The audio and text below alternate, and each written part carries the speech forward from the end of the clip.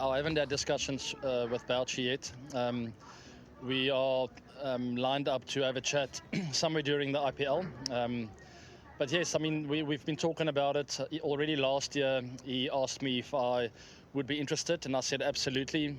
Come end of the IPL, we'll have a look at where we're at with regards to my form, my fitness, also the situation with his team. I mean, he's got to get the best 15 together, look at these guys that have been performing well over the last while. And if there's no space for me, then so be it. If I can slot in there, it would be fantastic if all these things fall into place. So I'm waiting for Bouch here from Bouch towards the end of the IPL, and then we'll plan accordingly.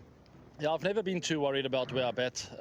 Obviously, if you want to go out and win the best batter of the tournament, who scores the most runs, win the orange cap and all that kind of stuff, you got to be right at the top, probably opening or batting at 3. But those kind of things have never been important to me. I want to win games of cricket with my team, no matter where I bat. The coaches feel strongly about me batting in the middle overs towards the end this time around. That might change throughout the tournament. I'm not too worried about it, to be honest. I get given a role. They communicate really well with me way in advance, so I can prepare mentally. And whatever role that's thrown in my way, I will go out there and give it my best shot for RCB. At the moment, it's batting at 5. I'm floating between 5 and 6. Depending on the conditions, the situation of the game, I'm very happy to be ready whenever they need me. I think the most important thing is he looks happy. Generally, as a sportsman, you just want to be in a good space where you're enjoying your time with your teammates, where you feel confident about your own game. And in order to feel confident, you must have prepared well. And I think Maxi prepared really well. He had a really strong season, also a strong series against New Zealand just before the IPL. So lots of things added up. I think he's always wanted to be in the RCB team. He's mentioned that a few times. So in all, I think he just looks happy. It's not so much about what we talk about off the field and what we say about batting, the two of us. We've just had nice chats about life in general, about his Aussie team, his dreams moving forward, and what he wants to achieve here.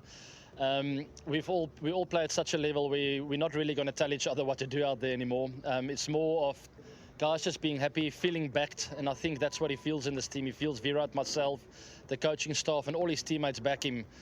He knows he's got an extraordinary talent, but in order for that to blossom, someone must be happy, and I think he's just in a happy space at the moment. We've had a few very good games. I think a lot of credit's got to go to Harshal and to the seam attack in general. We'd rather not single players out. I think the seam attack in general seemed really clear with what they're trying to achieve out there. Our spinners, we know what they're capable of. We have a lot of options with Maxi, Washi, Yuzi, Shabazz. There are lots of options for Virat to play around with, but there's always a lot of pressure on seamers, especially playing on wickets like in Chennai. In India in general, there's not a lot of purchase for the seamers more often than not. Sometimes there will be, so don't get me wrong, but they've been under pressure here in Chennai, and the way they've come through, I think led by Harsh and Siraj, really experienced 2 bowlers, very clear, and then obviously Jomo have been really good. So I think there's just the clarity. The guys seem to know exactly what their roles are and what they're trying to do out there. They've played exceptionally well in the first 3 games, and I'm very, very chuffed with it. I try and play the situation, what I'm confronted with, the kind of bowler I'm facing. I also try and figure out what the wicket is doing, whether it's low and slow, fast and up and down, whatever the case may be.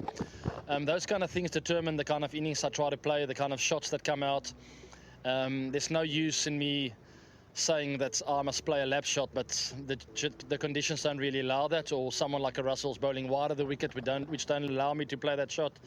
There are a lot of things that go into certain shots that come out, and I try and be as smart as I can with my shot selection, and that'll help me to give me the best percentage of a chance of playing well and scoring boundaries and having an impact on the game. So I've never been an ego player who will go out there and say that I'm Mr. 360. I'm going to play all the shots in the book. I rather want to play the situation to the best of my ability. I think I did that pretty well tonight. I don't always do it well. And the next game will be another challenge for me to try and achieve that.